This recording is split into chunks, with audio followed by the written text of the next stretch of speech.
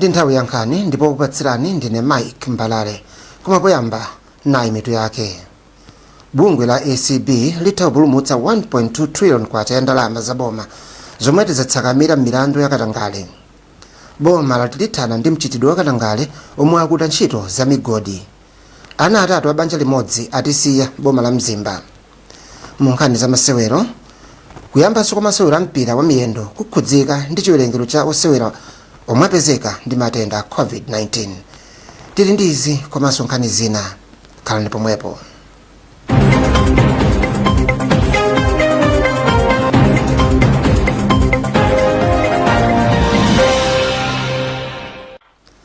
Bungwe lolimbana ndi katangale ndi ziphuphu la Anti-Corruption Bureau ACB lati pafupifupi 1.2 trillion kwacha ya ndalama za boma zikufufuzidwa milandu 73 ya katangale, ziphuphu ndi njira zina zosavomerezeka yomwe ali nawo. Mkulu wa bungwe la ACB Renek Matemba wauza tolankhani lolemba kuti padakali pano akufufuza madandaulo 108 ngakhale ayika mtima kwambiri pa madandaulo 61. Iye wati bungweli ndi lodzipereka kuzenga milandu yonse yomwe ayifufuza mosatenga nthawi. Mwazina Matemba auza Malawi za kuchuluka kwa milandu yomwe ili ku bwalo la milandu pomwe anapereka mayina a anthu okhudzidwa, ndipo umodzi mwa mlandu omwe unatchulidwa ndi okhudza mtsogoleri wakale wa dziko lino Dr. Bakiri Muluzi. Kusowa kwa bwalo la milandu lapadera lona nkhani za katangale ndi zina akuti ndi zina mwa zomwe zikutsamwitsa kufulumira kwa milandu ina yomwe ili ku mabwalo a milandu. Koma mneneri wa nthambi ya mabwalo a milandu mdziko muno Agnes Patemba wauza Rainbow lolemba kuti padakali pano ku mabwalo akulu mdziko muno kuli milandu ikuluikulu yokhudza katangale iwiri yokha, ndipo mwina ina ikhoza kubwera mtsogolomo. Yemwe amayankhulapo pa zakayendetsedwe kabwino kaboma Leon Matanda akuganiza kuti nthawi yakwana yonetsetsa kuti maganizo a mtsogoleri wa dziko lino Dr. Lazarus Chakwera oyika padera nthambi ya bwalo la milandu yoti idzifufuza milandu ya katangale yafika. Robert Edward wadza ndi report. Kubweretsa poyera nkhani za katangale ndi kuononga katundu wa boma komwe kwakhala kukuchitika m'maulamuliro ambuyomu kuphatikizapo ulamuliro wa DPP sikunaphule kanthu pothetsa mchitidwewu. Mwazina zomwe anayankhula muthenga wake pamene amalumbira mtsogoleri wa dziko lino Dr. Lazarus Chakwera anatsindika zofuna kukhazikitsa nthambi yapadera ya bwalo la milandu yomwe izifulumizitsa milandu yokhudza katangale, pomwe gavana wa chipani cha DPP kumpoto Christopher Nzomera Ngwira amulamula kuti akakhale ku ndende komanso kupezeka olakwa kwa Uladi Musa pa mlandu wogwiritsa ntchito ofesi ya boma molakwika. Yemwe amayankhulapo pa nkhani za ulamuliro wabwino Leon Matanda akuganiza kuti ino ndi nthawi yabwino kuti bwalo la milandu lapaderali alikhazikitse ndi kuyamba kugwira ntchito. Create a dedicated tribunal, for instance, and if I get dedicated kungoyanga na ma high profile cases birana nenda kuti mina tukutokera kumakashikira ngapo pali kesi ya olepegezeka Muluzi pali ma cases ambira amene achitika kati bwanenapo soenda kuti amene anakhala kuti anali ndi milandu koma apezeka sikuti ali kutosa alliance.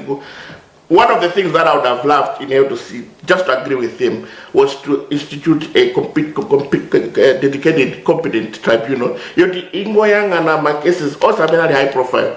Koma izi mwina sizikhala chomwechi posachedwa apa chifukwa nthambi ya mabwalo a milandu ilibe ndalama zokwanira zokhazikitsira bwalo la milandu lapadera lofulumizitsa milandu ya katangaleli. Mneneri wa nthambi ya mabwalo a milanduyi Agnes Patemba akuganiza kuti bwalo lapaderali likhoza kugwira ntchito yake bwino milandu yambiri ya mtundu ikayamba kupita ku bwalo lalikulu lomwe pakadali pano kuti iwiri yokha. Bungwe lomwe limalimbikitsa kuchita zinthu poyera pa dziko lonse lapansi lapeza kuti dziko lino lili pa namba la 31 pa maiko 100 omwe akufuna kuthana ndi katangale. Maloma Rainbow ne Robert Edward.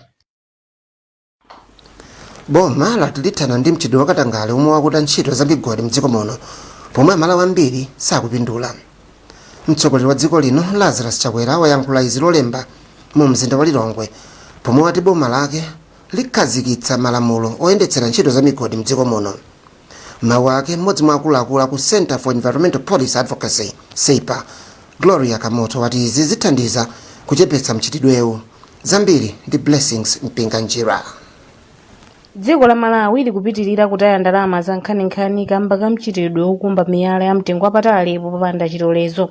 Mzaka zam'mbuyomu kampani zochoka kunja kwa dziko lino zakhala zikukhazikitsa ntchito za migodi mdziko muno, monga kubwera kwa mgodi wa uranium wakayerekera m'boma la Kalonga omwe sunapindulira Malawi. Koma nkhani yabwino ndiyoti mtsogoleri wa dziko lino wati khalidwe lawo kambirembere pa nkhani za migodi litha kamba kuti boma libweretsa malamulo apadera othetsera mchitidwewu.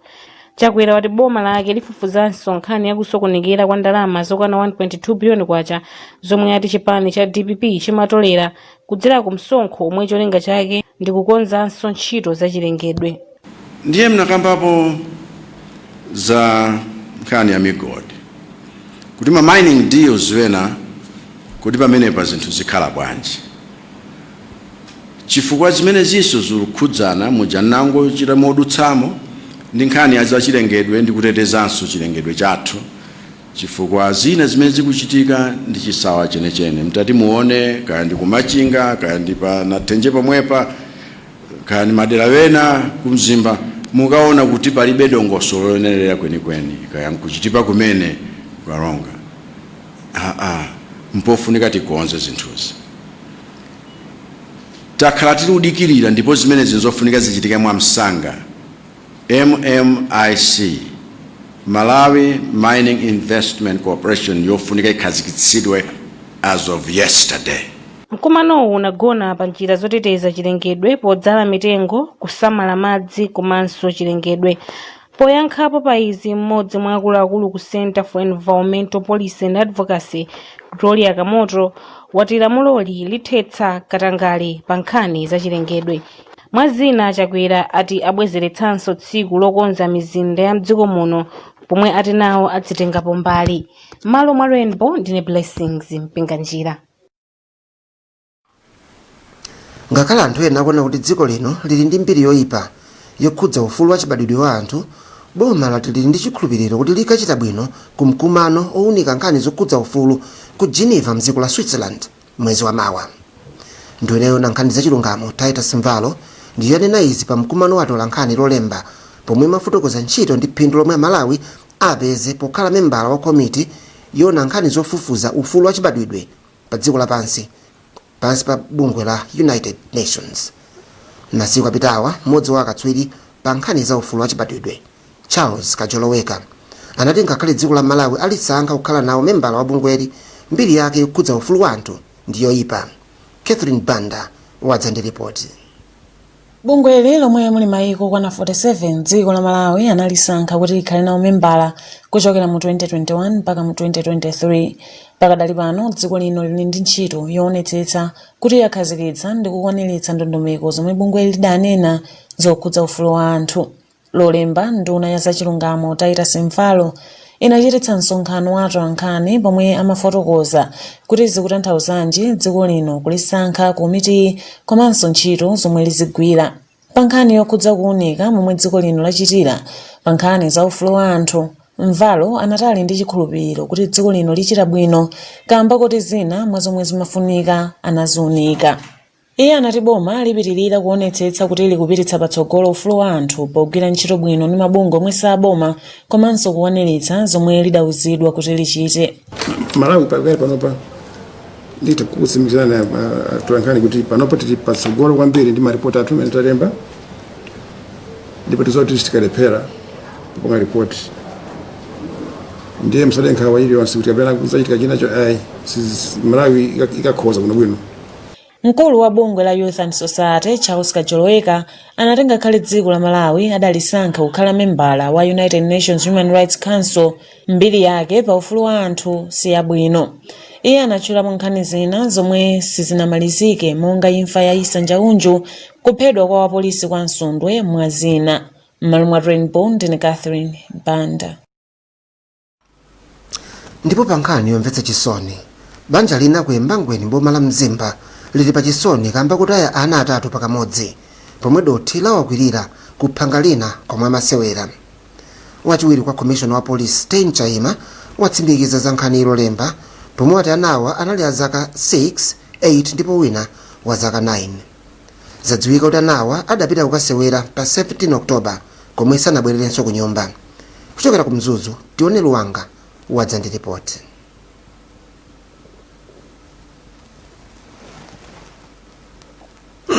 Malingana ndi mkulu wa polisi ya Mzimba, Astain Bamus Chaima, anawa anasowa pa 17 Oktoba chaka chino, koma sanabwererenso kwa makolo awo. Atafika madzulo, makolo awo anayamba kuyang'ana koma sanawapeze. Achaima ati anawa anapezeka pa 18 Oktoba usiku atakwiriridwa ndi mchenga kumalo omwe anthu amderali amakatapa mchenga.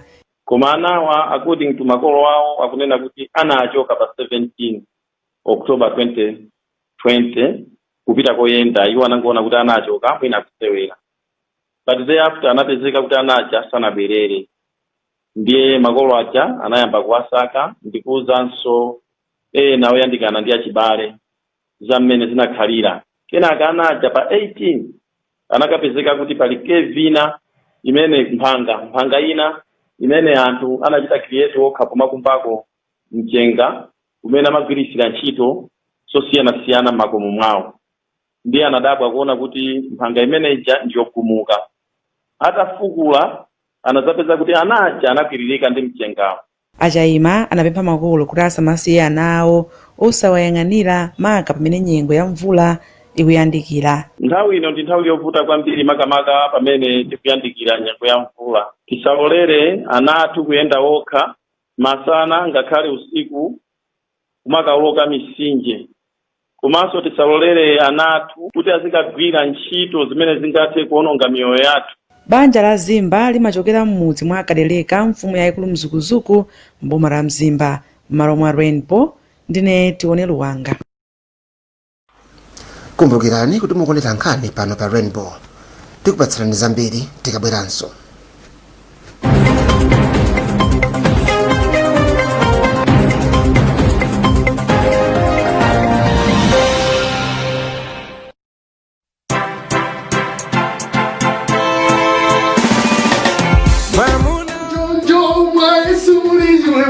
Hallelujah. Oh, Jojo, my sumuri chimwe, hallelujah.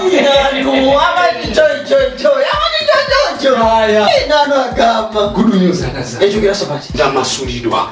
Yeah. Ndiziti tamasulidwa. Tosefa? Wamuntu ngobebera kwambiri ndinabirako. Ati jani? Mulungu ali masula ndithu wanenetsa. Ba avia. Tisiye bomwa. Mulungu ndo abuna kama. Kwambiri. Kuma nadeka ni pamono. Kumuna nulu Mulungu anabatsamana na Israeli. Mchimulu mucha. Kunandi usakuti. Mulungu samalola. Kuti vuto likigwera usabereka njira kuti kulumutsira kuvula. Zonadi. Kuli HIV komanso AIDS. Mulungu anali batsama yavi. Chikwenera tisimwa basi mutsatira ndondomeko. Ulinde uri mutsutsana ndizimene mtumiki wa Mulungu wanena. Ai abambo singatsutsane nanu. Ine ndikudziwa ndithu kuti chikhulupiriro mupemphero kuphatikizapo kumwa mayanavi mwatsatira ndondomeko ndizotsatira zake ndi moyo wa thanzi komanso wachisanga tikukhala uti kusiya kumwa mayanavi ndikuyesa Mulungu wathu ndi umeneko kumanditi iyetu inu. Utengawu akukupatsirani ndawu nduna wa za umoyo mogwirizana ndi CHAM ndi thandizo lochokera ku PEPFAR.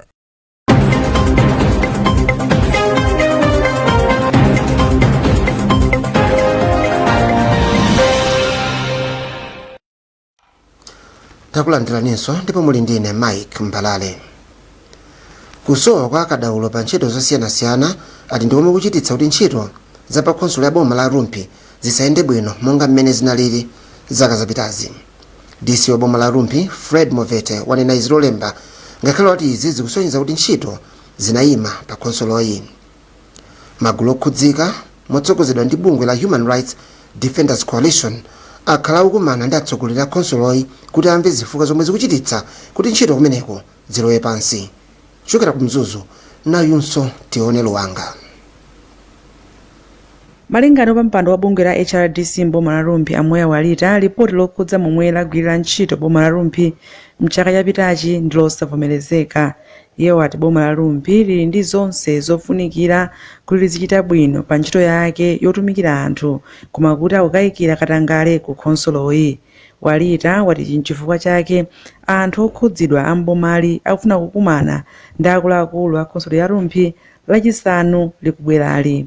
Rumpi district council yapezeka kuti ili pachitheka khomo, yapezeka kuti yalephereratu iwo amaika ndithu ma scores awo amakhala pamakhala zoti munthu apambane district ipambane andi Lumbi yapezeka kuti angopeza 12% yokha zomwe zikuonesa kuti adindo athu sakupanga chinthu choyenerera andi zikuonesa ngati adindo ntchito mwina ngati ayambira konkuno koma ena ndithu andi akankhala kale. Anthuwa lolemba nakumana kuti akambirane za omwe ayenderera chisanuli koma bwana mkubwa wa boma la Lumbi Alfred Movet ati nkwabwino kuti anthuwa abwere chifukwa adzadziwa mmene khonsolo imagwirira ntchito. Iye wati lipoti lomwe anthuwa kunena linangokhudza zinthu zimene khonsoloyi yilibe zomwe zinapangitsa kuti zachite bwino monga momwe ikuyenera. Iye anaonjezera kuti mwachitsanzo pa nthawi yomwe lipoti limapangidwa khonsolo ya Lumbi inalibe akuluakulu ena ofunikira pa khonsoloyi. Akamati performance assessment panokhala zinthu zambiri mwa izo sizikutanthauza kuti ifeyo ngati Lumbi District Council sitikuthandiza anthu koma zikuonesa kuti tilibe zoyenereza zoti yenderera kuti tifikire anthu moyenerera. Malingana ndi ripoti ili khonsolo ya Blantyre inachita bwino kuposa ena onse pamene khonsolo ya Lumbi ndimene alichitseka khomo. Ripoti ili linaonetsanso kuti makhonsolo oposa theka sanachite bwino. M'malo mwa Rainbow ndine Tione Luwanga. Tsopano tione nkhani za malonda.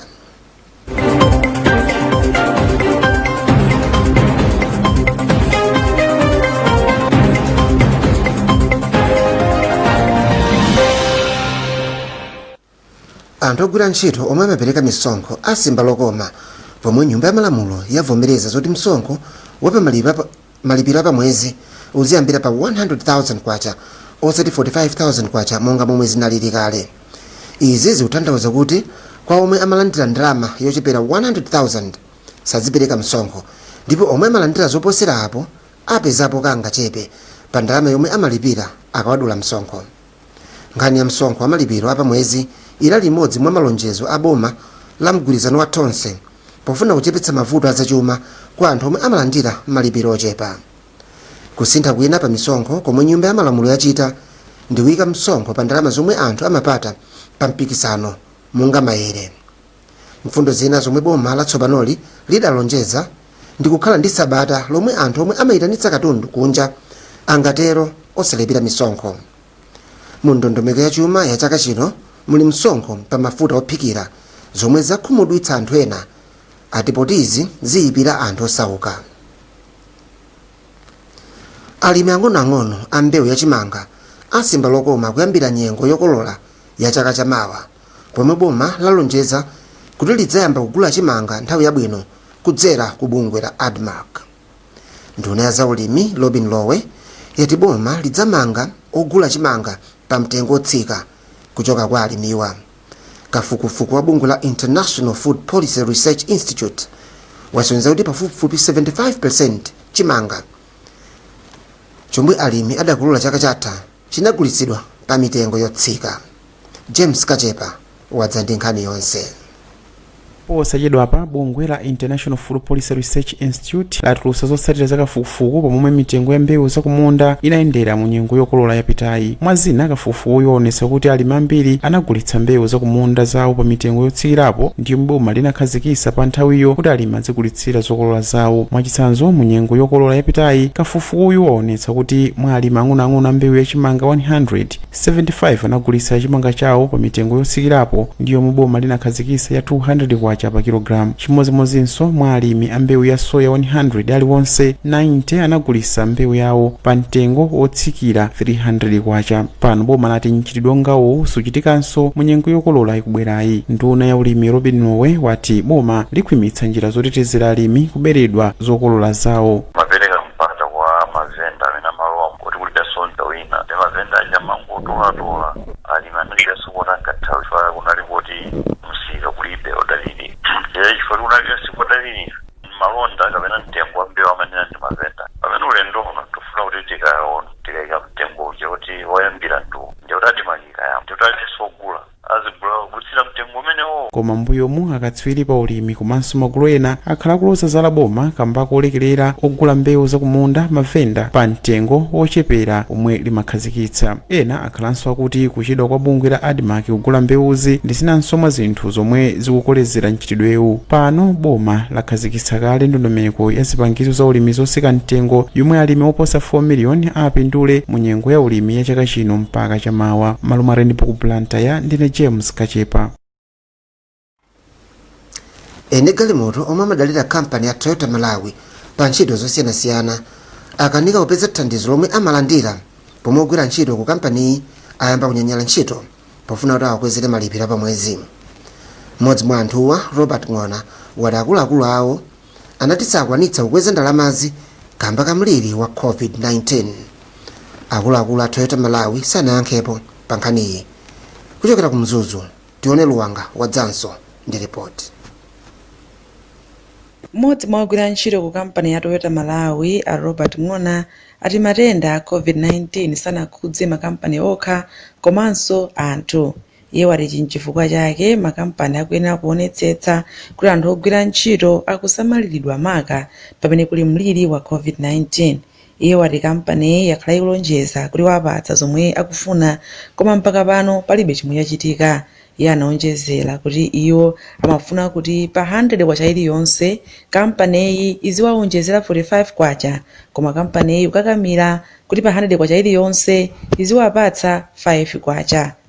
Chaka chita just makani masala increment normally komano this year chifukwa cha maishu za COVID-19 anaganiza kuti mwina atipatse pamochedwe lako zimene of course tinavomereza nde kuona nthawi imene upitira we've been asking kuti akoti zikuti bwanji so ifeyo ngati ma employees tinapempha of course kuti atipatse 45% which of course analinabe kuti ndi mbali yaikulu iwo the promise us like 10% kuti atakwanitsa imeneyoyo mukhalakhala pomafunsana anapeza kuti mwina anachosaso ndi 10% ijayo ndi unena kuti ma shareholders athu kampani yathu ndi ya Japan ya ma shareholders athu ananena kuti akuti tisatenge china chilichonse this year like in terms of my increments. Now we're saying komano with the ever increasing standards ya moyo watu meti makalira tsiku ndi tsiku chifukwa ifeso COVID yatikhuza. Ng'ona wati anthuwa ayamba ntchito pokhapokha ngati akuluakulu a kampaniyi atawayankha madandaulo awo. Kunyanyala ntchitoko kunachitika mzigawo zonse za mdziko muno ku Lilongwe, ku Blantyre komanso ku Mzuzu. Sitinakwanitse kulankhula ndi akuluakulu a kampaniyi chifukwa lamya zawo sizimapezeka. Maluma Rainbow ndine tione Luwanga. Tsopano tione nkhani za masewero.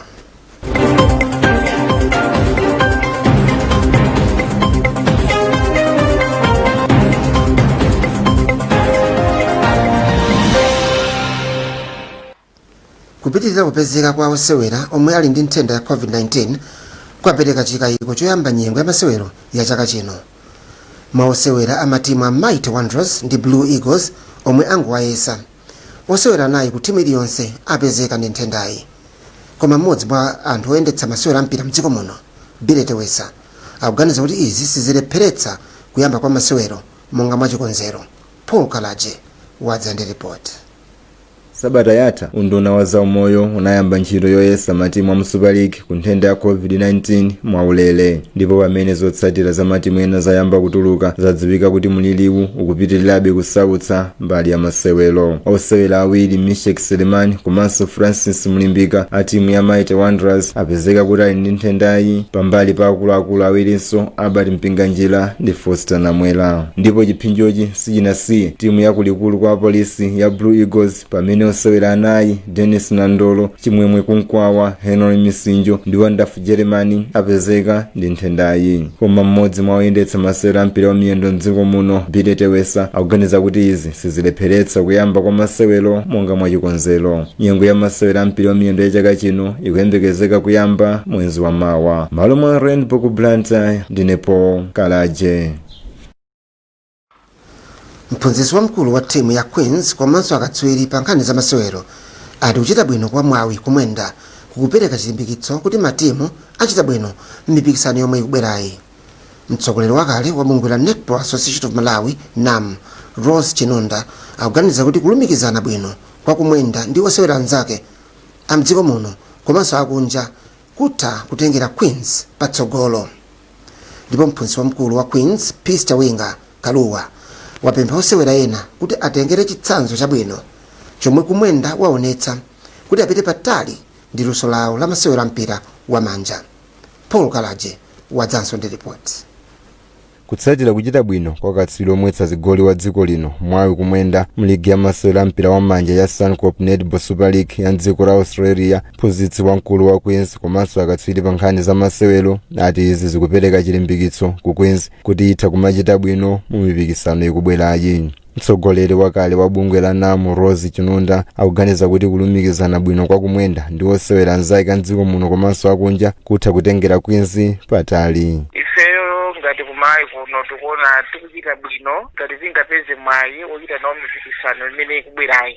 Performance ya mwayi maso atsikana athu enachi amakhala ku UK Joyce ndi Lorini atachita na combine bwinobwino kuliso towera kumeneko zinthu zitha kutiyendera bwino. Ndipo mphunzitsi wamkulu wa Queens Peace Chawinga Kaluwa wapempha osewera ena kuti atengere chitsanzo chabwino chomwe kumwenda waonetsa kuti apite patali ndi luso lawo la masewera mpira wa manja. Mwayi wapereka chitsanzo chabwino kuti kudekha kuzichepesa komanso kulimbikira ndi chinthu chofunika kwambiri chifukwa anali ku injale imene amasatira ndondomeko zonse za ku injale mpaka kubwereranso ende imene wabwereranso kwabwino kwambiri. Nthawi zina mapuleya amatokhala kuti alibe patience kuti ali pa injale koma afuna kupangabe abandoni zomwe doctor wanena zomwe zimakhala kuti zobweretsa chipsinjo ku miyoyo yawo. Life span yawo yakasewerebe imakhala kuti ndiyovutirapo koma tamuona mwayi kuchokera ku injale ende zimene sizinamugwetse ulesi walimbikirabe ndi kufika pamene wafika tikukamba za lero. Kumwenda wakhala pafupifupi kwa chaka chimodzi osasewera masewero kamba kovulala bondo koma atabwereranso pa bwalo la za masewero kumwenda wachita zakupsa pamene wathandiza timu yake ya Melbourne Vixens kutenga ukatswiri chaka chino atatenga komaliza ukatswiriwu chaka cha 2014. Malo mwa Rainbow ku Blantyre ndinepo Kalaji. Ndi nkhani imeneyo tafikanso pambeto ya nkhani zathu koma tisanasiyane tiye tionenso mitu ya nkhanizi.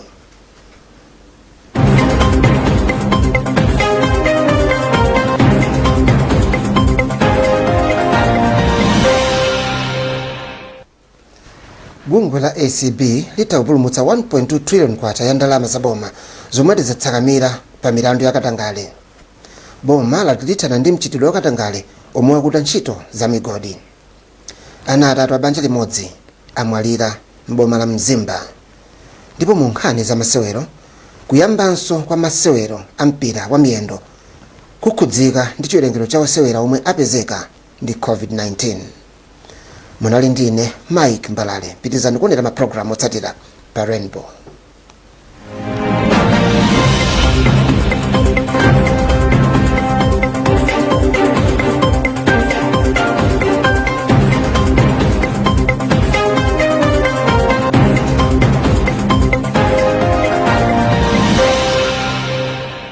You are watching